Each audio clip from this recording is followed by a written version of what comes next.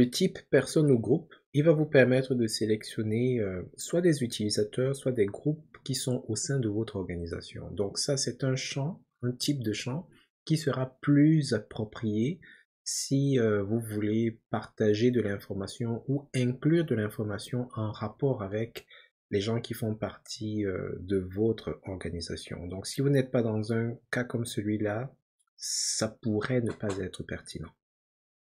Donc voyons comment est-ce qu'il se comporte. Alors si on veut ajouter un tel type dans une liste, on va dans la liste et puis ajouter colonne. On va choisir le type personne. L'icône, c'est l'icône d'un utilisateur. On sélectionne personne. On va par exemple mettre ici personne. Alors vous avez la possibilité de sélectionner les personnes ou les groupes. Mais si vous avez l'intention de sélectionner des groupes et des personnes, il faudrait activer ici là pour permettre la sélection des groupes. Sinon, par défaut, ce sont les personnes uniquement qu'il va sélectionner. Donc, il existe d'autres options qu'on va examiner rapidement. Donc, vous pouvez faire l'autorisation de sélection multiple, c'est-à-dire que par défaut, vous ne pouvez choisir qu'une personne ou un seul groupe, dans le cas où vous avez coché la sélection de groupe ici, là.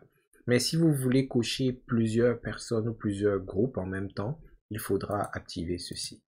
Bien entendu, vous pouvez exiger que cette colonne contienne des informations. Vous pouvez également appliquer des valeurs uniques. Il peut y avoir des cas où, imaginons par exemple, c'est de la gestion de projet, et vous voulez une situation où ceux à qui les projets sont confiés doivent être uniques. C'est-à-dire, vous voulez pas que deux projets soient associés à la même personne. Peut-être pour éviter la surcharge ou je ne sais trop quelle raison. Ok. Donc, on va d'abord laisser comme ceci pour que vous voyez comment est-ce que ça se comporte. Je vais laisser autoriser la sélection de groupe et je vais valider. Donc, voici notre champ personne. S'il nous fallait donc renseigner un enregistrement, on va en profiter pour dire de quoi est-ce qu'il est question. Donc, ici, on parle de personne/groupe. Alors, ça permet de sélectionner des utilisateurs ou des groupes. Donc, avoir SharePoint Online ou Microsoft 365 est vraiment pertinent ici. Alors, pour que ça fonctionne, il faudrait que vous ayez des autorisations qui vous permettent d'afficher les utilisateurs.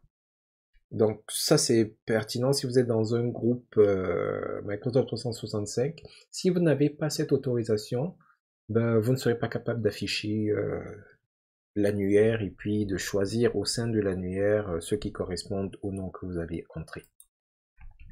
Alors, où est-ce que ça peut être intéressant? Ça peut être intéressant partout où vous faites une sorte de gestion de projet, gestion de tâches ou des choses de ce genre. C'est par exemple des travaux ou des activités qui se font dans le cadre de l'entreprise et vous voulez être capable de, comment dire ça, d'associer l'activité ou l'enregistrement à un membre de votre organisation ou à un groupe de votre organisation. Une façon de contourner ceci pourrait être, de créer une liste déroulante.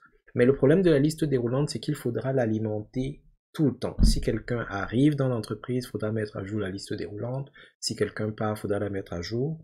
Tandis que votre annuaire d'entreprise, en principe, il doit être à jour, il doit refléter l'état de votre organisation. Donc au fur et à mesure que les gens arrivent ou partent, cet annuaire sera correct. Il aura les bons noms des personnes, donc vous ne risquez pas en principe de mal orthographier le nom de vos collègues, etc. Il aura également les bonnes adresses courriel rattachées à chaque individu ou à chaque organisation. Et ça peut être pertinent si vous avez un système de notification qui est couplé avec votre liste, que ce soit Microsoft List ou SharePoint, etc. Très bien. Donc, comment est-ce que ça fonctionne? Dans le champ personne, il va falloir commencer à saisir le nom de la personne. On suppose que vous êtes dans le contexte d'une organisation. Donc, il faut commencer à saisir le nom de la personne ou alors à saisir son adresse courriel. Et toutes les entrées dans votre annuaire qui correspondront à ce que vous êtes en train de saisir vont vous être présentées. et il ne tiendra qu'à vous de sélectionner l'individu ou les individus qui correspondent à cela. Donc si je prends par exemple Soka, je commence à taper Soka, donc il recherche dans l'annuaire tout ce qui comporte Soka, et puis il me trouve. Donc si je voulais plutôt mentionner Alex, donc je commence avec aller, et puis ça marche. Donc si c'est plutôt Patty, dès que je tape PA, Myriam, etc. Donc, c'est vraiment les premières lettres que vous saisissez qui vous permettent de réaliser cela. Donc, alors, je vais mettre Alex, notre cher Alex, et je vais valider. Alors, soit dit en passant, je pense que j'ai autorisé la sélection de groupe. Donc, si je prends par exemple Wakata 365, alors ici, vous pouvez voir, ça c'est Alex, c'est notre collègue, mais il y a un groupe qui s'appelle Wakata Microsoft 365 qui est là. Et quand je sélectionne ce groupe, en fait, c'est un peu comme si je sélectionne l'ensemble des membres qui appartiennent à ce groupe. Donc ça fait que s'il y a un système de notification qui est activé, il pourrait arriver que une fois que la tâche est par exemple consignée, que les membres de ce groupe-là soient notifiés, soit dans Outlook, soit dans Microsoft Teams, dépendamment de la manière dont le système de notification va être déployé. Ok? Donc, mais pour que ce soit possible, il faudrait que vous ayez activé l'option groupe tantôt. Donc, on va remettre Alex et puis on va voir certaines des options que vous pouvez manipuler ici. Alors, pour l'instant, j'ai juste permis la sélection des individus et leur nom apparaît. Donc, si je reviens ici au niveau de personnes, paramètres de colonne modifiés, et que je demande d'afficher la photo de profil,